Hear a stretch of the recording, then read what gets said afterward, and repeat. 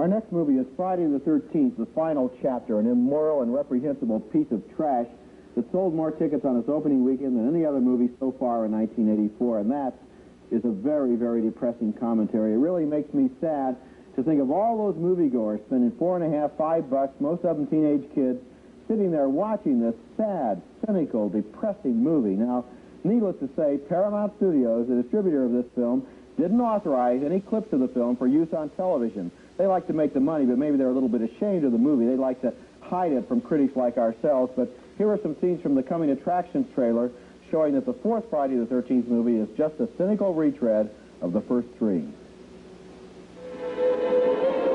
3 times before, you have felt the terror, known the madness, lived the horror. But this is the one you've been screaming for. Friday the 13th, the final chapter. Jason is back. He moves like a shadow, dark and silent. Sorry, you change your mind? He never utters a word. He doesn't even seem to breathe. Where the hell's the corkscrew? He simply, mindlessly, mercilessly kills. But now, Jason's reign of terror is over.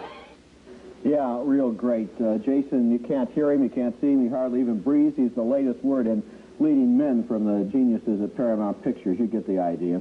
Friday the 13th, the final chapter, is 90 minutes of teenagers being strangled, stabbed, impaled, chopped up, and mutilated. That's all this movie is. It's just mindless, bloody violence. And just think of the message this film offers to its teenage audience. The world is a totally evil place, this movie says. It'll kill you. It doesn't matter what your dreams and hopes and ambitions are. It doesn't matter if you have a new boyfriend or a new girlfriend or you've got plans for the future. You can forget those plans because you're going to wind up dead. There is literally nothing else in this movie. And the sickest thing is, this isn't the final chapter. That's just an advertising gimmick. The ending clearly sets up a sequel. And what I want to know is, I wonder if they're going to be heartless and cynical enough to make the sequel, because why not? They've already taken the bucket to the cesspool 4 times for this sludge.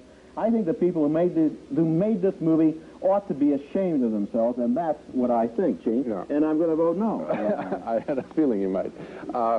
I got as upset as you did. I don't know whether the teenagers, the message will be of this film that the world is hopeless out there, because I think that anybody who sees this picture will see it either the way you did and I did, which is that it's just a mayhem film, or you might as well watch car accidents edited together, or they will think it's just a lark and just a fun. I don't think anyone's going to take this as a worldview picture. I really don't. But wait a minute. See, the thing is, they made the first one. Okay. I thought it was horrible. The first one was horrible. Then they made the second one. Yeah. Then they made the third one. And then Then they made this one. By now, all it is the teenagers go to Crystal Lake and they're killed. Roger, we don't have a dispute about the film. The only point that I'm making... It is a worldview. Have you seen all 4 of them? What are they trying to tell you? No. What they're trying to give kids is a roller coaster ride, and instead of the thing of falling off the roller coaster, it's will you get stabbed in some way? Will you get disemboweled and eviscerated? It's a terrible film. I'm just holding you back a little bit from what sounds a little bit soapboxy in terms of kids are going to take this as this is the way the world is. I don't think they'll do that. But what I am saying is this, that the film is literally about stabbing. In other words, if you like this picture, what you have liked, I believe, is the idea that someone will get a stick put through their body, because that's the essence of this movie. And it's not surprising. I did probably sound a little soapboxy, but I'll tell you, I'm not saying the kids are going to believe it. I'm saying this is what the message is in the movie. Now, I sat in a theater, and I saw this with some kids, and you watch them coming in. It's an R-rated picture. That means most of the people will be under 17. They're 13, they're 12, they're 14. Okay, it's garbage. They're coming in. They're sitting there for 2 hours. This is supposed to be fun. They're told it's fun. They see it advertised on television. It did a lot of business. Their older brothers and sisters went to see it. And what do they see for 2 hours?